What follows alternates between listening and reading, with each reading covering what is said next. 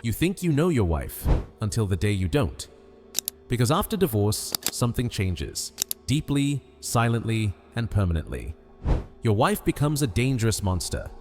Not the kind with claws or rage, but with silence, detachment, and control. She starts speaking with a new tone, moving with a new confidence. The woman who once cried in your arms now looks at you like a stranger. And you ask yourself, was she always like this? The truth is uncomfortable. She was. You just never met that version of her. Love kept her softer. Marriage kept her smaller. But divorce gave her permission to become someone else. And what rises from that emotional wreckage is not your wife, it's her shadow. Calm, cold, strategic. This is not a story about hate, it's a story about power. Because when a woman feels she has nothing left to lose, she stops being your partner and becomes your mirror. And that mirror shows every weakness you tried to hide. The shattered illusion. When love falls apart, most men think the relationship dies first. But that's not true. The first thing that dies is the illusion.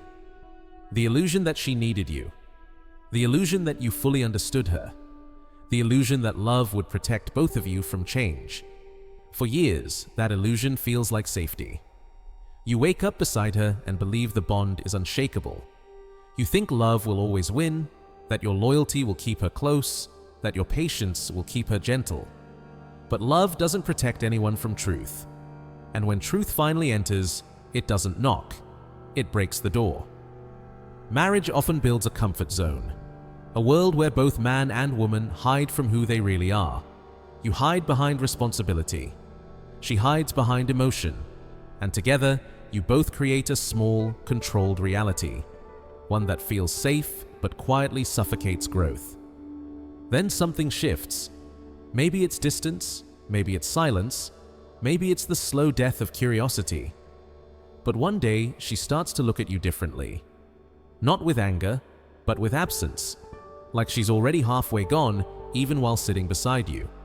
And that's when you begin to meet a version of her you were never prepared for. This new version doesn't speak with warmth. She speaks with precision.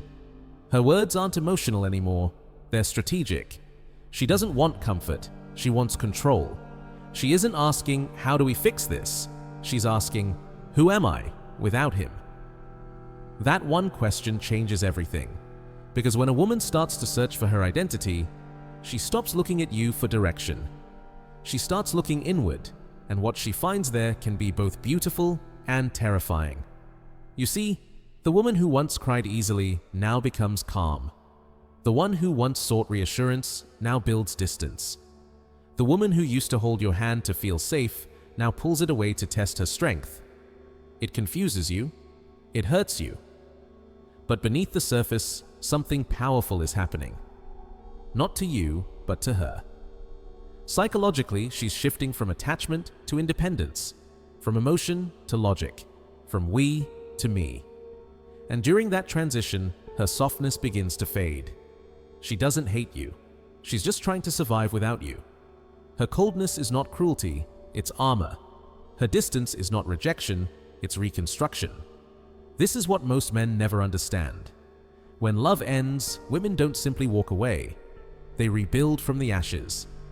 And that rebuilding process often looks like destruction to the man still standing in the ruins. So when she becomes distant, colder, more self-focused, don't rush to call her heartless. She's fighting her own inner war. She's killing the version of herself that once depended on you. And rebirth is never gentle. You might look at her and think, what happened to the woman I married? But the truth is, she didn't disappear. She evolved, painfully, quietly, and necessarily. The love you remember was real. But that love belonged to a different version of her, and a different version of you. When love collapses, both people must face what they truly are beneath the illusion. For her, that means finding freedom. For you, that means finding strength. And while she's searching for herself outside the comfort of the marriage, you must search for yourself within the silence she left behind. Because the end of love isn't the end of the story. It's the start of a transformation, the kind that strips away the lies, the comfort, the illusions, until all that remains is truth. And the truth is this: she didn't stop being kind because she hated you. She stopped being kind because she was being reborn. And every rebirth requires a death, even the death of the woman you thought you knew. The psychological rebirth. After the breakup, most men think she's broken. They see the crying, the silence, the emotional chaos, and they think she's falling apart. But that's not what's really happening. What you're seeing is not destruction, it's reconstruction. Psychologists call it identity reconstruction, a period when a woman rebuilds her sense of self after losing the word we. Because for years, she didn't just live with you, she lived through you. Your choices, your moods, your opinions, they shaped her world. And when that structure collapses, she doesn't just lose a husband, she loses the mirror that told her who she was. In the beginning, she's lost. She's confused, emotional, maybe even desperate to reconnect. But soon, something inside her shifts. The tears dry. The silence turns to action. And slowly, she becomes something else. Not softer, not weaker, but sharper. That's when she becomes dangerous. Why? Because pain, once accepted, becomes energy. And pain has no conscience, it only has direction. Her new direction is survival. When the heart breaks, the brain rewires. Studies from the University of Cambridge found that after separation, women experience a sudden rise in dopamine, the reward chemical, and cortisol, the stress hormone. This strange mix creates emotional intensity, confidence mixed with chaos, clarity mixed with fire. That's why she suddenly looks alive again. She changes her hair, her clothes, her circle of friends. She travels, she posts, she glows. You might even think she's happier without you. But that's not happiness. That's adrenaline. It's not healing. It's reconstruction. Every new decision she makes, every post, every smile, every night out, isn't random. It's a declaration, I am no longer his. But here's the truth she'll never say out loud. Every new version she builds is still reacting to you. You're still in the architecture. You're the ghost blueprint beneath the new walls she's painting over. She's not erasing you. She's painting around you. Every hairstyle, every caption, every new man she entertains is a subtle rebellion against the identity she once built beside you. You became the unspoken standard, the invisible architect of her rebirth. And yet, this rebirth comes with confusion. Because independence feels powerful, but also hollow. She's proud of her strength, yet haunted by her past. She tells the world she's free, but her freedom still orbits around the man she's trying to forget. That's the paradox of the feminine transformation. It's loud on the outside, but quiet in the soul. It's a performance of power that hides an ache for peace. And in that space between her new confidence and her old wounds, a new personality begins to form. One that is calm, cool, and emotionally calculated. She learns to control what she once gave freely. Her words become measured. Her attention becomes currency. She's not the woman you remember, and she's not yet the woman she'll become. She's in between, rebuilding, reprogramming, and rediscovering herself one layer at a time. But understand this, brother. Her rebirth is not about you anymore. It's about her war with herself. You were simply the battlefield where that war began. And when you see her walking with that new light in her eyes, when she seems distant, untouchable, proud, don't be fooled into thinking she's healed. She's just learned how to hide the wound behind the armor. Because in this phase, her goal is not peace, it's control. And that control, once she fully claims it, is what makes your wife become a dangerous monster. Not because she's evil, but because pain taught her how to survive, and survival, when mastered, always looks like power. The war for identity. After the emotional chaos begins to settle, something changes again. She stops reacting and starts rewriting. This is where the real transformation begins. She starts creating a new story about what happened, about who you were, and about who she is now. And in this new story, you are no longer the hero. You're the lesson. Because heroes remind her of her weakness. They remind her of how much she once depended, trusted, and hoped. So to protect her new identity, she rewrites the past, not to lie, but to survive. You'll hear her say things like, "He was controlling. He never really understood me. I don't think I ever truly knew him." And those words will sting.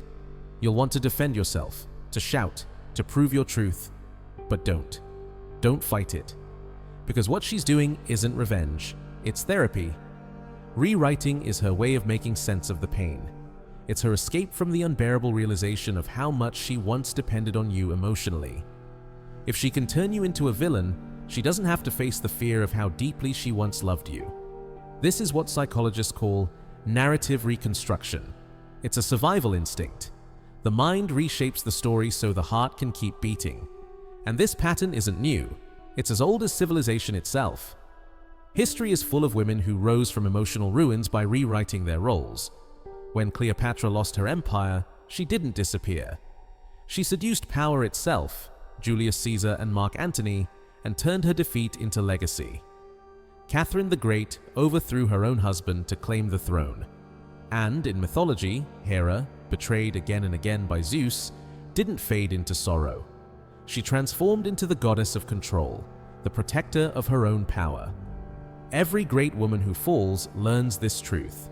If the story destroys her, she must destroy the story. That's what's happening now. Through loss, through heartbreak, through rejection, she becomes mythic. Her pain becomes her crown. Her freedom becomes her armor. She starts to speak like a queen rebuilding her kingdom. And the more she rewrites the past, the more powerful she feels. Because in that rewritten story, she's no longer a victim, she's the survivor. She's the one who overcame you. But here's the irony most men miss. She's not doing this because she hates you. She's doing it because nature demands it. When the feminine loses her purpose, she becomes unstable. When she finds a new one, she becomes unstoppable. That new purpose is self-preservation. And to preserve herself, she must become her own protector, even if it means destroying the memory of you to do it. So she changes the way she speaks about you. She filters the memories, she edits the moments, she retells the story again and again until it hurts less. Each time she tells it, she kills the old version of herself that loved you. And with every retelling, she feels stronger, clearer, more in control. You'll notice that when she talks about the past, her voice carries no pain anymore, only distance. That's when you'll know the rewriting is complete. She has built a new identity, one that doesn't need you, one that sees the relationship not as love lost, but as a chapter that made her powerful. And that's the silent war every man faces after separation. You're not fighting her anger, you're fighting her new narrative. You can't win that war by arguing, proving, or defending. You win it only by stepping back and letting her create the story she needs to survive. Because when her story no longer requires you as a villain, you'll find peace. And so will she. Remember this truth. She didn't rewrite the story to erase you.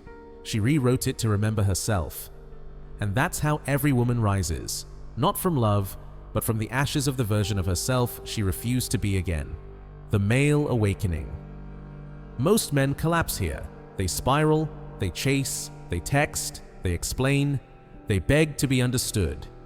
They think love can be reasoned back into existence, but what they don't realize is that this phase is not asking for their words, it's asking for their silence.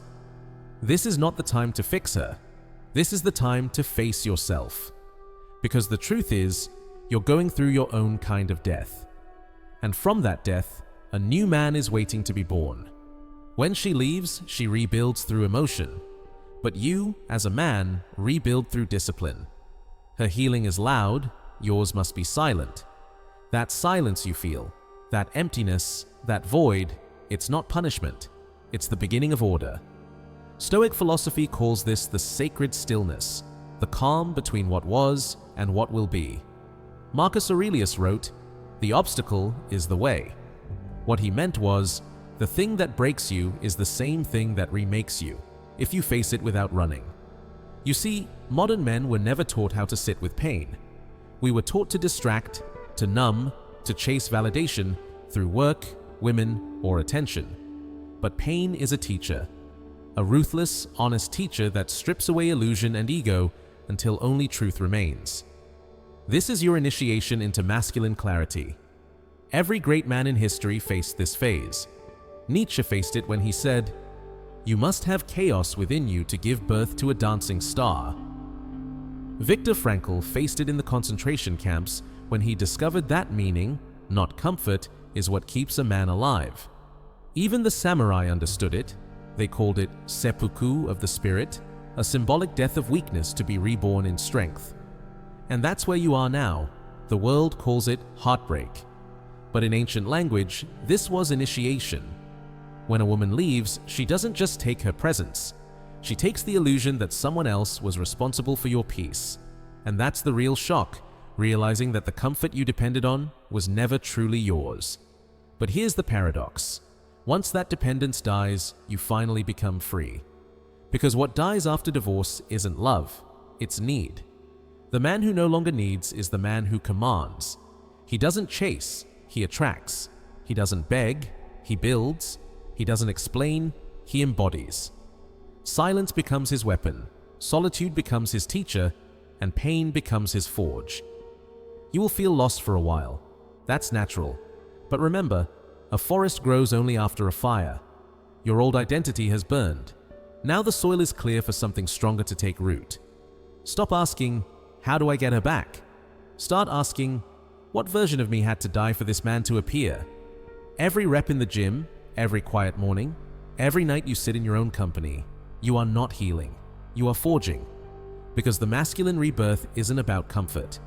It's about capacity, to hold pain without breaking, to face chaos without flinching, to rebuild without applause. And one day, when you look back, you'll realize she didn't ruin you. She revealed you. Because sometimes, the loss of a woman isn't the end of love. It's the beginning of yourself. Archetypes of the aftermath. After every breakup, 3 archetypes rise from the ashes: the avenger, the healer, and the ghost. She often becomes the avenger, driven by resentment, fueled by pride. Every decision she makes now feels bold, impulsive, even dangerous. But to her, it's not chaos, it's control. Every post, every change, every new face in her life, it's her way of saying, "I am not broken. I am free." You, if you have wisdom, must become the healer. Not the savior of her story, the architect of your own. You look at what went wrong, not to fix it, but to understand the blueprint of your next evolution. Healing isn't softness, it's strategy. It's learning how to lead your emotions instead of being led by them. It's walking through the ruins of what was and saying, "I'll build something stronger here." But if you're not careful, you'll fall into the shadow, the ghost, the man who lingers between past and potential, still checking her posts, still hoping for her text, still replaying the same memories as if they hold answers. The ghost is the man who refuses to be reborn, who keeps waiting for closure that will never come. Don't be the ghost, be the healer. Because the man who heals doesn't chase the past, he builds the future. The final truth. You didn't lose your wife, you met the part of her that only appears when she no longer feels safe. And maybe you met the part of yourself that had been silent for years, the part that depended on her validation. So when you say, "My wife became a dangerous monster," what you're really saying is, "I never saw her shadow." But the shadow isn't evil, it's truth uncovered. Nietzsche said, "You must have chaos within you to give birth to a dancing star." Both of you are now in that chaos, searching for light inside the wreckage. She's not your enemy, she's your mirror. And when you stop fighting her reflection, you end the war within yourself. That's when pain turns to peace, confusion turns to clarity, and the man who once fell apart finally stands still. Because the real victory isn't getting her back, it's getting yourself back. If you've made it this far, brother, you've already done what most men never do. You faced the truth. You didn't run from the pain. You listened, you reflected, you saw the pattern, and that means your transformation has already begun. Now I want to know who's still here, who stayed until the end. If you did, comment the word "wife" below. It's simple, but it tells me something powerful, that you've seen through the illusion and you're ready to rise above it. And if this message hit you, if it opened your eyes, share it with another man who's walking through that same silence. Because clarity doesn't just heal you, it spreads. Remember this: she didn't destroy you, she revealed you, and from that truth, you're going to rebuild everything, stronger, calmer, and untouchable.